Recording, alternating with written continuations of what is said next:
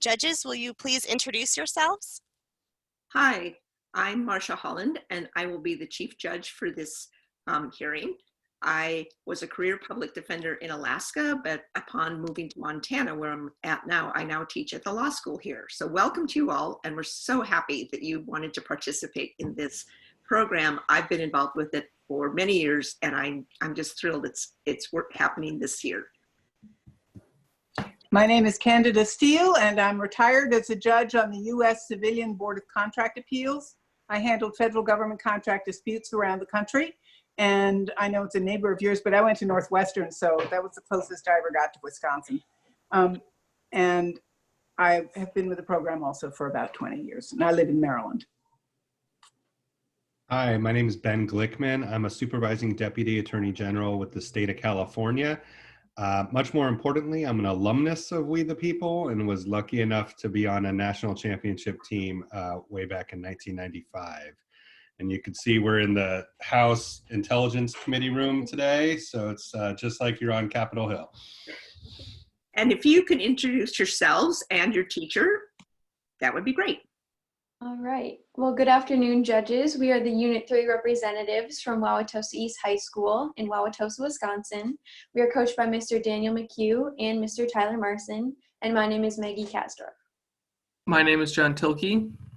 My name is Elena Williams. And my name is Michaela Miller. Okay, and it's no surprise for the Unit 3 question, it's question 3. I'll read it in its entirety, although I know you're well familiar with what it says, but this will be for anyone listening in or watching and for the recording. In 2020, we celebrate the ratification of the 19th Amendment, which recognizes the right of women to vote. Despite recent controversy, the Equal Rights Amendment has not yet been declared ratified. What are the similarities and differences between these two amendments? What impact, if any, has the 19th Amendment had on women in achieving equality with men in the United States and around the world? What are the advantages and disadvantages of states passing their own equal rights amendments rather than ratifying a national constitutional amendment? And you may begin.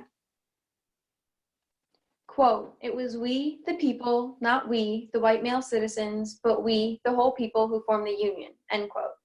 This assertion by Susan B. Anthony was radical at the time, and although times have changed, we still see discrimination on the basis of sex today. The 19th Amendment and the Equal Rights Amendment, or ERA, share the same broad goal, expanding women's rights. However, the 19th Amendment had the specific goal of women's suffrage, while the ERA is all-encompassing. Both amendments have the objective of achieving gender equality, which is outlined in the Declaration of Sentiments of 1848. They both also have or had very strong social movements pushing for their passage, with a great deal of opposition at the beginning. According to Pew Research Center, from 1917 to 1919, about 2,000 suffragists went to prisons, labor camps, or were otherwise harassed by government officials. Those who oppose the ERA believe it is completely unnecessary, as the Supreme Court has the power on the Equal Protections Clause to rule on cases regarding the discrimination on the basis of sex. The ERA and the 19th Amendment were fueled by a desire for social reform. However, the 19th Amendment was propelled into ratification due to World War I and gained a great deal of support because lawmakers felt political pressure from their party. Throughout the majority of his presidency, President Wilson was in opposition of the 19th Amendment, but eventually voiced his support and said, quote, "We have made partners of the women in this war. Shall we admit them only to partnership of suffering and sacrifice and not to partnership of privilege and right," end quote. Even though the Supreme Court has ruled discrimination on the basis of sex unconstitutional under the 14th Amendment in cases such as Johnson v. Transportation Industry and Davies v. Monroe County Board of Education, the ERA is essential in upholding this ruling going forwards. In 2011, Justice Scalia stated, quote, "Certainly the Constitution does not require discrimination on the basis of sex. The only issue is whether it prohibits it. It doesn't," end quote. This further solidifies the necessity of an all-encompassing amendment, like the ERA, because it exemplifies how judicial interpretation of the Constitution can change. The 19th Amendment hasn't had as far-reaching of an impact as it should have in the U.S. and worldwide. The 19th Amendment granted women the right to vote, The right wasn't secured for women of color until the Voting Rights Act of 1965. Although it did not grant suffrage for all women, it did start a conversation around their citizenship, seeing as many linked the right to vote as one vital aspect of being an American citizen. Women's rights are a major global issue, but the 19th Amendment has had very little impact outside of the U.S. While Wyoming was one of the first places to allow women the right to vote in 1869, the United States did not ratify a national amendment until 1920 and was the 30th nation to grant women suffrage. According to the World Bank report from 2019, the United States ranked 65th out of 195 countries in terms of women's rights, a very low ranking for a first world country. Justice Louis Brandeis said states are laboratories of democracy, an idea which was exemplified through the ratification of the 19th Amendment. Currently, half of the states have some version of the ERA in their state constitution, proving that Brandeis' statement still holds true. Some states, such as Colorado and Hawaii, use almost the exact same language as the ERA, while others, Jersey and Florida use altered wording. This allows for us to examine the success of these amendments at the state level and decide which version would be most successful as a national amendment. As a nation, we should look to the states to find examples of success and work to implement a similar amendment to our Constitution to ensure women are granted equal rights, not only when it is politically convenient to those in charge, but constantly. This concludes our statement, and we're now ready for your questions. Great. And Judge Glickman, if you want to unmute yourself, I believe you have the first question. Sorry, I was instructing my children to be quiet. Yeah, so you mentioned it in your presentation about the 14th Amendment and how some argue that is insufficient, but justice should be sufficient, I should say, but Justice Scalia took a different view. Where do you come out on that? Do we need an ERA, or is the Equal Protection Clause enough? I would argue that we still do need the ERA.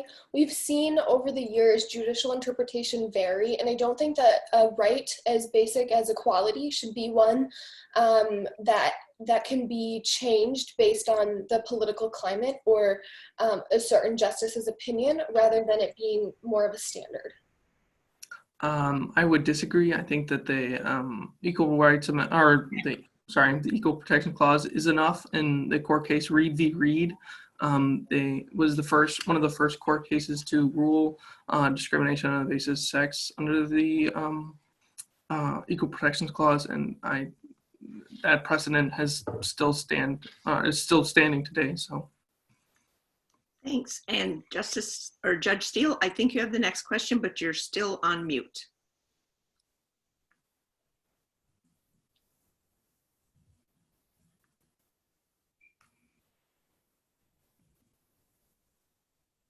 Okay, I lost myself, but anyway, there we go. I'm sorry. Virginia, you said, became the 38th state to pass the ERA on January 15th, 2020. Do you think that the archivists should just go ahead and register the new amendment and declare it ratified? I don't think they should, although the ERA is, I think it should be passed. There was a time limit for it that was originally 7 years. And since we have passed that, I don't think the ERA should be passed, because it is not all 3/4 of the states did not pass it in that time limit that it was given. I would But disagree. they changed the time limit. The Congress changed the time limit in the middle of it, and it's not part of the amendment itself. Do you think it matters, actually? I believe the time limit first allowed for the states to get a general idea or try to come to a consensus, but now we've realized that the time limit was pushed because I think people are still really pushing for the ERA. Like, the 19th Amendment went on for a long time. The 27th Amendment took 200 years to pass, and I think eventually it's still important to get this amendment made, although the time period has passed. So you think the Article 5 would allow passage even if the deadline was missed? Would allow ratification even if the deadline was missed? Yeah, I think it should. Under Article 5, there's nothing said about a time limit, so I think that adding that in was, quite honestly, a very political move. So I think, quite honestly, it was it wasn't necessary. And I don't think we should limit that, as clearly our amendment process, as the founders originally had felt, should be a lengthy one in order to ensure that the amendment is deliberated on enough to ensure that it accurately represents the ideals of the country. So I think that there shouldn't be a time limit on that if the idea is that the process does take a long time. Thank you. Also, another reason why it could not pass is because though the 38 states have ratified, there are some states that say that they might pull back the ratification, even if, if they put the time or they remove the time limit. So let me ask a somewhat related question. Back when the discussion about whether to ratify the Equal Rights Amendment was pretty raging in the 70s, there were a lot of things going on. There was Vietnam, there was the Black Panther movement, Roe v. Wade hadn't been decided, and a lot of women pushed back concerning the actual language in the proposed ERA. Do you think that the language should be changed if you look at it through the lens of what's going on in 2020? In other words, should we rewrite what the ERA says in order to get it passed nationally? I don't think so. I think what the ERA states is good, and it is relevant throughout time, because we can see the further legislation that will be passed is what will really is impacted on time. Thanks. I would also agree. I feel that most founders would also, or other people, when passing amendments or writing the Constitution, take into account what will happen in the future, so that this amendment, when proposed, had the intent of being able to change within the future, and I think it still holds true to that. Do you think the current language is broad enough to cover, all forms of gender identity, for example, transgendered or transsexual people? Haven't we recognized that there's more to sex than just sex? Yeah, I think we definitely have, and I think that is one of the shortcomings of the ERA. I think that while the broadness of the language of the amendment, saying gender equality under the law, is really important, and I think, as John said, that holds up through time, I do feel like there should be an addition to include people in the LGBTQ community, as clearly we see they're a huge percent of our population, and we should support and respect that. And with that, we are done. Good job, guys. Thank you. And it would be a much louder round of applause if we could see who all is sitting around you with your families and friends for your support. But thanks to your teachers, and thanks to your families, and especially thanks to you for being here. I have some comments, and then my fellow judges will offer some comments as well. I want to especially commend you on your prepared presentation, because it was really organized, really detailed, used interesting examples that we haven't heard of from other groups, and this is into our second day of judging on this question. And so I really appreciate I think it was your collective decision how to organize it, what things to identify as what you want to emphasize. That's a lot of good teamwork, and I really appreciate that you went through that.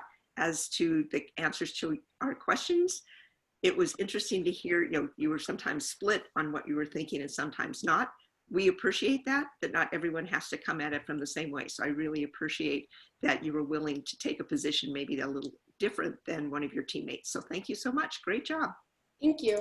Thank you. Yeah, I would echo all of that. My reaction to the prepared remarks is it seemed like you packed more in there. It seemed like you had 5 minutes instead of 4 or something. There was a lot of information that you got in there, and as was mentioned, it was well structured and some interesting examples. So I really did appreciate the prepared remarks, and the Q&A was also very well done. I also, particularly on my first question about the Equal Protection Clause, appreciated the polite disagreement, and these are complicated issues, and it's perfectly appropriate to have different views on all sides of them. The other thing I liked is when we had follow-up questions, you were nimble enough to pivot or to adjust and not get yourselves painted into a corner, which can be a downside of these hearings if you commit to a position and are unwilling to adjust in the face of new questioning. But you guys were nimble and you adjusted and kept providing more and more deep and thoughtful answers. So nice job on that. Thank you. I agree with everything that my colleagues have said. Thank you. You've done a really lovely job. It was a pleasure to listen to you. Just a couple of things that I thought were amusing was interesting. 2,000 suffragists went to jail. I very much appreciated Justice Scalia's quote. That was well used. But mostly I want you to pat yourselves on the back for doing a lovely job. And I hope that this has really been fun for you to do and interesting for you to do. I have no idea what you're interested in doing in your lifetime, but I know you're going to be wonderful citizens as a result of this program. And I'm sure you're going to be dragging your friends along and your families along and going and voting every time you have a chance, which is the whole reason why we're doing this. But I think you've just shown that you're worthy of doing a whole lot more than just going and voting, although that's the best thing you can ever do, by being representatives for the rest of us, or lawyers or judges or senators and people representing the rest of us, because you know what the Constitution is about and what it means, and you understand the subtleties of it. And there are a lot of people in this country who don't. So I'm very happy to see that when I'm old enough to be sitting in a rocking chair on a bench on a porch somewhere at a nursing home, that you'll be in charge and you'll be well educated and well ready to take care of it. So thank you. You did a lovely job of showing yourselves and your intelligence and your experience. So thank you. It was a lovely job. Thanks to Thank your you. teachers and your parents and everyone else who supported you. Great job. And we're sorry we kicked your colleague, Mr. McHugh, off the screen, but We can all see him, just not you. Yeah, that's right. Thank you, judges. We greatly appreciate it. Yeah, thank you guys so much for volunteering your time and for taking the time to do this. We really loved getting to spend the time together and loving this material. So thank you guys. Great. Thank you. Thank you. Pleasure. Good luck.